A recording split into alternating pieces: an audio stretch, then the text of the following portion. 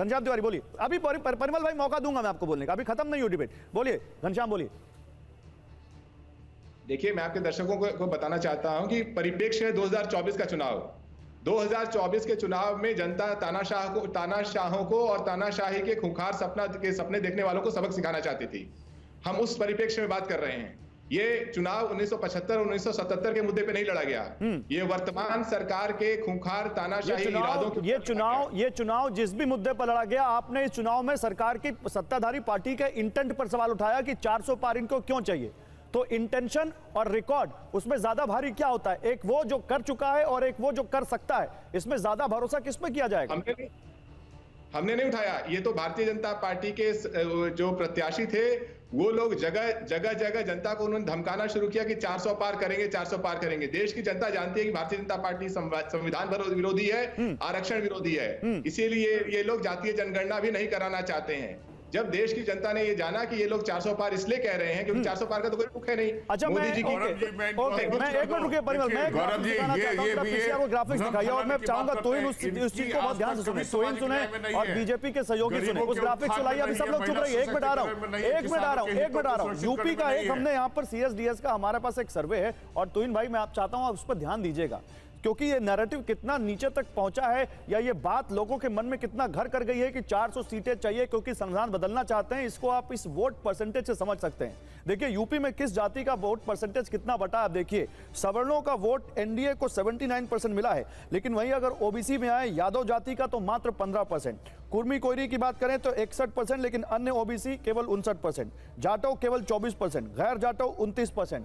तो मैं आपसे ये पूछ रहा हूं यहां तोहिन भाई कि ये जो वोट परसेंटेज है ये उन लोगों में जिनको आरक्षण का लाभ मिलता है, क्या ये वोट परसेंटेज ये नहीं बताता, क्योंकि यूपी में आपकी जो दशा हुई है, क्या ये वोट परसेंटेज ये नहीं बताता कि उन लोगों में जिनको आरक्षण का लाभ मिलता है ये बात गई कि बीजेपी कहीं आरक्षण खत्म ना कर दे या संविधान में बदलाव ना कर दे?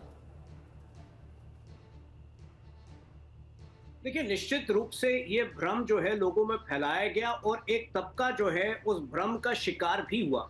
लेकिन क्या यही कारण था या और भी कारण तो है? लोगों तक फिर तोहिन भाई एक सवाल और आता है, बहुत अच्छी बात है, फिर एक सवाल और आता है कि लोगों का तक अगर विपक्ष ने यह भ्रम फैलाया तो लोग क्यों उस बात को मान गए?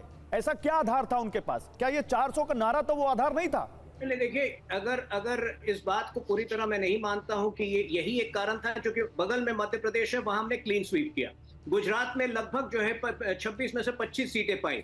कई अन्य राज्य हैं। उड़ीसा में हमने जो है 21 में से 20 सीटें पाई। हिमाचल और उत्तराखंड में सारी सीटें पाई। तो ये देखिए, मुझे लगता है कि कुछ राज्यों में नेशनल इश्यूज पर वोटिंग हुई है और कुछ राज्यों में लोकल इश्यूज प्रभावित थे। क्या उन लोकल इश्यूज में ये भ्रम का भी एक रोल था? ये निश्चित रूप से इस बात पर समीक्षा हो रही है और जब समीक्षा पूरी हो जाएगी तो आपको ये कहने की भी जरूरत नहीं पड़ेगी, हम जो है सुधार के पथ पर वैसे ही अग्रसर हो जाए।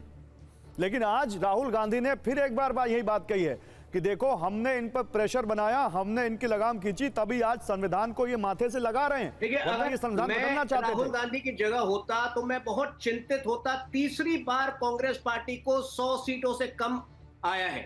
तीसरी बार, पहली बार इतिहास में कांग्रेस पार्टी को विपक्ष में बैठना पड़ रहा है। लेकिन आज 8 दिन हो गए, यहां तो हमने सरकार बना दी, पोर्टफोलियो का वितरण हो गया, वो एलओपी तक नहीं तय कर पा रहे, ये तक नहीं तय कर पा रहे कि कौन सी कॉन्स्टिट्यूएंसी से लड़ेंगे। बस जो है बहकी बहकी बातें कर रहे हैं पिछले 8 दिनों से।